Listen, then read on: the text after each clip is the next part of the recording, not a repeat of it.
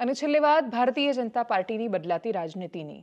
ભારતીય જનતા પાર્ટીએ ખાસા વર્ષો પહેલા ધીરે ધીરે બદલાવની શરૂઆત કરી દીધી હતી. એ બદલાતી રાજનીતિ પર બહુ સરળતાથી બધાની નજર નહોતી, પણ આ સોગાતે મોદીની જે જાહેરાત કરવામાં આવી એટલે અચાનક બધાની નજર ગઈ. અચ્છા, ભારતીય જનતા પાર્ટી પણ તો એ જ રાજનીતિ કરવા જઈ રહી છે, જેનો આરોપ એ સતત કોંગ્રેસ પર લગાવતા આવ્યા છે. ભારતીય જનતા પાર્ટીએ રમઝાનમાં અને ખાસ તો ઈદમાં મુસલમાનોને ખુશ કરવા માટે કે પોતાની તરફ વાળવા માટે અથવા તો સદભાવ દર્શાવવા માટે કે ભાઈ અમે એટલા બધા દુશ્મનો નથી તમારા મુસલમાનના જે રીતે અમને ચિતરવામાં આવ્યા છે, એટલે અમે તમારા મિત્ર છીએ, અમે તમારા પણ નેતા છીએ અને ભારતીય જનતા પાર્ટી એ તમારી પણ પાર્ટી છે જે સબકા સાથ સબકા વિશ્વાસની વાત કરે છે. એ સંદર્ભે એના માટે એમણે વિચાર્યું કે આપણે સોગાતે મોદી કરીને 32 લાખ ગરીબ મુસલમાનને ઈદના દિવસે ભેટ આપવામાં આવશે, જેમાં રાશન ને મીઠાઈ સહિતની વાતો છે એમને આપવામાં આવશે કે ગિફ્ટ આ નરેન્દ્ર મોદી તરફથી તમને પ્રધાનમંત્રી તરફથી આપવામાં આવેલી આ ભેટ છે. ભારતીય જનતા પાર્ટીના લઘુમતી મોરચા પર એ જવાબદારી સોંપવામાં આવી છે. ગુજરાતમાં પણ એ ભેટ ગુજરાતના પણ એ મુસલમાનને મળવાની છે. ઈદનું સ્નેહ મિલન થવાનું છે. જે રીતે દિવાળી હોય ને દિવાળી પછી ભારતીય જનતા પાર્ટી સ્નેહ મિલન કરે છે, એ રીતે ઈદનું સ્નેહ મિલન પણ કરવાની છે. ભારતીય જનતા પાર્ટીએ ક્રિશ્ચિયન સાથે અને ક્રિશ્ચિયન માટે કામ કરતા ખ્રિસ્તી સમુદાય માટે કામ કરતી સંસ્થાઓ સાથે તો બહુ જ વર્ષો પહેલા પોતાનો નાતો જાળવી દીધો હતો. એટલે આજે પણ ભારતીય જનતા પાર્ટીના કે જે ખ્રિસ્તી ધર્મનું પાલન કરે છે. હું ગુજરાતના ધારાસભ્યોની વાત કરું છું.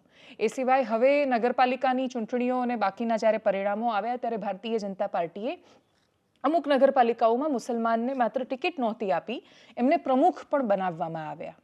દિલ્હીના મુખ્યમંત્રી હોય કે પછી લઘુમતી સમુદાયના મંત્રી કિરણ રિજિજુ, એ લોકો ઇફતાર પાર્ટીમાં પણ ગયા. ઇફતાર પાર્ટીનું આયોજન પણ કરવામાં આવ્યું અને પછી વચ્ચે હમણાં એમણે અજમેર શરીફ પર એ દરગાહ પર ચડાવવા માટે ચાદર પણ મોકલાવી હતી. ભારતીય જનતા પાર્ટી આ પોલિટિક્સ શું કામ બદલી રહી છે? તો એમને એવું લાગે છે કે હિન્દુ વોટ જો થોડો ડાયવર્ટ થાય છે તો એ પૂર્તિ કરવા માટે, એ વોટ પૂરવા માટે એમને જોઈશે બાકીના સમુદાયના વોટ. ઇન્ટરનેશનલી, આંતરરાષ્ટ્રીય રીતે જો તમારે તમારી છબી જાળવી રાખવી હોય તો એના માટે પણ તમને એ લોકોની જરૂર પડશે, જે લોકો આ દેશના નાગરિકો છે. અને એમાં મુસ્લિમ અને ખ્રિસ્તી સમુદાયના લોકો આવી જાય છે, બૌદ્ધ પણ આવે છે, બાકીના લોકો પણ, બાકીના લઘુમતી સમુદાય પણ આવે છે. પ્રશ્ન એ છે કે સોગાતે મોદીને તુષ્ટિકરણ કહેવાશે કે નહીં. પ્રાથમિક દ્રષ્ટિએ જોવા જઈએ તો એ વાતને એટલે નકારી નહીં શકીએ, કેમ કે ઓલરેડી જે રાશનની યોજના છે ખાલી હિન્દુ માટે નથી. પ્રધાનમંત્રી જન આરોગ્ય યોજના હોય કે પછી પ્રધાનમંત્રીની ગરીબોને રાશન આપવાની યોજના કે કેન્દ્ર સરકારની કે રાજ્ય સરકારની કોઈ પણ યોજના, એમાં કોઈ એવા નીતિ નિયમ નથી કે તમે ખાલી હિન્દુને જ મદદ કરો ને મુસલમાનને ન કરતા. તો મુસલમાનને ઓલરેડી મદદ તો મળી જ રહી છે. જે ગરીબ છે એના ઘરે રાશન પણ જઈ જ રહ્યું છે.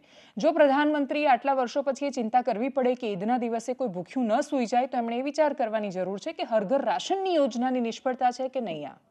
પણ એમણે પોતાના પક્ષ તરફથી એક એવો અભિગમ શરૂ કર્યો કે જે રાજનૈતિક સંદેશ છે દેશના મુસલમાનો માટે કે ભારતીય જનતા પાર્ટી એમની પણ પાર્ટી છે, અમે એમને પણ ઊભા રાખીશું. અને એ વાત કહેવામાં કોઈ જ અતિશયોક્તિ નથી કે એવું બની શકે કે અમદાવાદની ખાડિયા કે પછી બાકીની વિધાનસભાઓમાં ભારતીય જનતા પાર્ટી ગુજરાતમાં આવનારા સમયમાં મુસલમાનની ટિકિટ આપી શકે.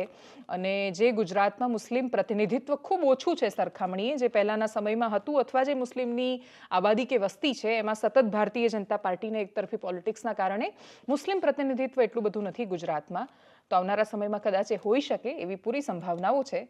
સોગાતે મોદી ભારતીય જનતા પાર્ટીની પોલિટિક્સ માટે બ્લન્ડર સાબિત થશે કે વરદાન સાબિત થશે, એ જોવા માટેનો સમય હવે આવનારા સમયમાં આવી રહ્યો છે.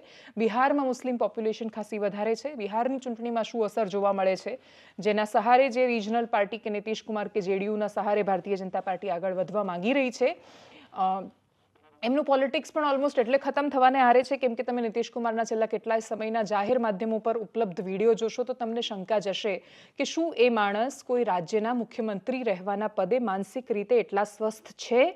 એ પ્રશ્ન કોઈને પણ થઈ શકે એમ છે. છતાંય ભારતીય જનતા પાર્ટી એ મુદ્દાને પણ ઇગ્નોર કરી રહી છે. અને એટલે જ ડિફેન્સિવ પોલિટિક્સ રમતી ભારતીય જનતા પાર્ટીને કોઈએ હજી સુધી જોઈ નથી કે જે માત્ર પોતાની બસ એકદમ ડિફેન્સિવ મોડમાં રમતા હોય. અત્યારે ભાજપ એ પ્રકારનું પોલિટિક્સ કરી રહી છે. ગુજરાતમાં તો 162 બેઠકો જેની હોય એને ડિફેન્સિવ પોલિટિક્સ રમવાનો કે પછી પ્રત્યુત્તર આપવાનો કે કોંગ્રેસ કે બાકીના લોકો કોઈ પ્રશ્ન કરે ને પછી એનો જવાબ મળે, આ ટ્રેપમાં ભાજપ નથી ફસાઈ અત્યાર સુધી. હવે ફસાઈ રહી છે. હવે Bharatiya Janata party reactive politics કરી રહી છે કે કોંગ્રેસ કંઈક કરે ને પછી એનો જવાબ આપે.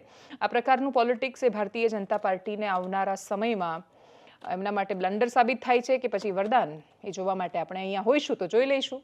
એનાલિસિસમાં અત્યારે બસ આટલું જ. જો આપ અમને યુટ્યુબ પર જોઈ રહ્યા છો તો સબસ્ક્રાઇબ કરો, ફેસબુક પર જોઈ રહ્યા છો તો ફોલો કરો, અમારા વિડીયોને શેર કરો અને દેશ નાગરિકોથી મહાન બને છે. રસ્તા પર કચરો ફેંકવાનું બંધ કરીએ એવી અપેક્ષા સાથે નમસ્કાર.